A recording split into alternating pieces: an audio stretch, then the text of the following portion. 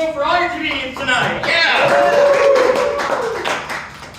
Oh man, you guys have a good Thanksgiving? Yeah. Yeah. Any awkward conversations with the family? I feel like that's natural, right? To have. I was talking to my grandma at Thanksgiving, and she looked at me and said, "Levi, have you and your brother ever watched porn together?" And I was like, "No, Grandma, I cannot say that I've had the pleasure. Why do you ask?" She said, "Well, I caught your uncles watching porn once, and I didn't know if that was just a thing that brothers like did." And I was like, "Oh, were they 17, like hiding Playboys or whatever?" She goes, "No, this was a week ago." My uncles are 59 and 62, and they just realized that smartphones are awesome. Which makes sense, right? Because they're from the generation where you were hiding Playboys under the bed. And now you can just get it all on your smartphone. And when I was 14, I was in that kind of weird middle ground because my family had one computer, so I used to have to just wait for everybody to leave, and then I'd feel like a hacker in one of those 90s. I'd just be like, "I'm in. We don't have that much time, we have to go!"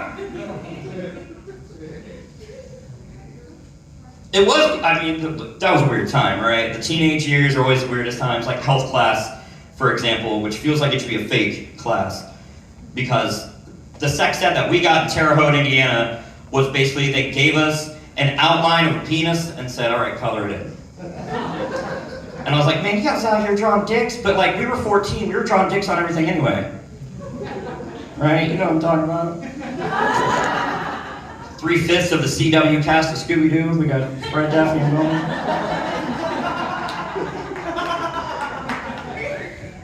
The only other thing I learned in health class is that when you're in the supermarket, they put all the most expensive items at eye levels because that's what you're going to see first, or you're going to grab it. But my question that I'm sure you all know that I had was, whose eye level are we talking about? Because I wasn't getting the most expensive stuff, like, right? I wasn't getting like the good cereal. I was getting like the 12-pound bag of pedigree, like the WIC program swag, right? My friends would come over and be like, "Levi, I'm cuckoo for Cocoa Puffs." I'm like, "Well, you better be clinically insane for these chocolate dots." I don't have Captain Crunch, I have Lieutenant Munch, which also is what my ex used to call me. What up, Pendleton?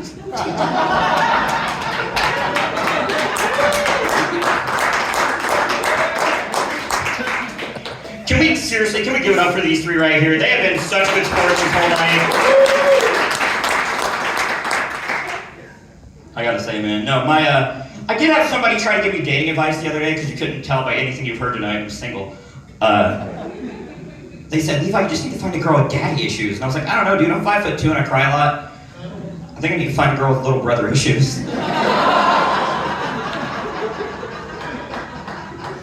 It's hard out here. It's hard out here for Pimp. I was watching the news just because I like making mistakes, and rapper Young Thug is currently in court for racketeering. How are you gonna be a rapper with a name like Young Thug and be brought up on racketeering? That sounds like a fake crime. That sounds like what the British call tennis players when they can't think of the, "Oh yes, a bit of racketeering." Racketeering. Shut up. No, man, I started doing some acting recently. I was in a recent community theater play in my hometown, which is really cool. And you don't have to clap, it's fine. And it was great. It was a lot of fun because, you know, it's just such a good group and had just a blast with the material. And people asked me, they said, "Levi, you're gonna stick with it?" I was like, "Yeah, dude, I got the theater bug. I got the theater bug, man. We all do." It turns out that was COVID. They canceled the second half of our shows. It was messed up too, because they still had us go in and like clean up the set and everything, like after our first weekend. The theater people call it strike.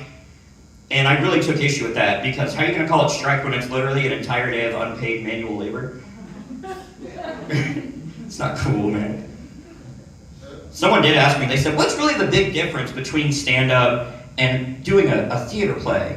And I was like, well, in my experience in Terre Haute, Indiana, the big difference between my stand-up shows and my theater shows are that the audiences do this weird thing where they actually show up.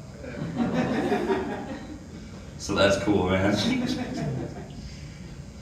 Oh, dude. I've been trying to like read more books, and I can't do it. I gotta be honest. Not that I can't read. Like, I can read, I promise. That's not what I'm talking about.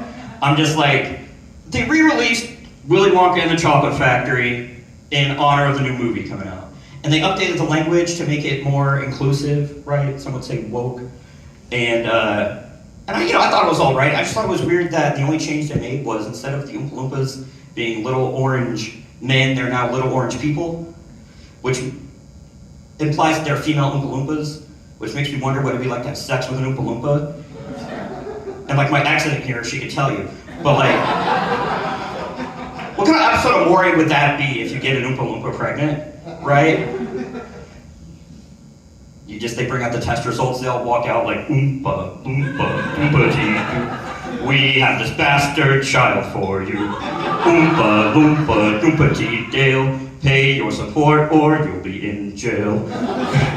What do you do when you don't wrap your pole? Going around sticking it in every hole. You will live out all of your greatest fears. She says the baby even has your ears. Let us see the test results. Oompa, loompa, doompa-dee-dee. Make sure you're stocked up on that plan B. You will live in happiness too, like the Oompa, loompa, doompa-dee-doo. Hey everybody, I've been Levi Elmore. Thank you very much. We're gonna get back over to your host, Brandon. Have a great night.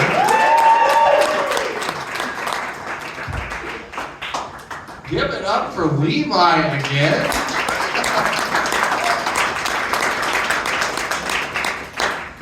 I'll be honest.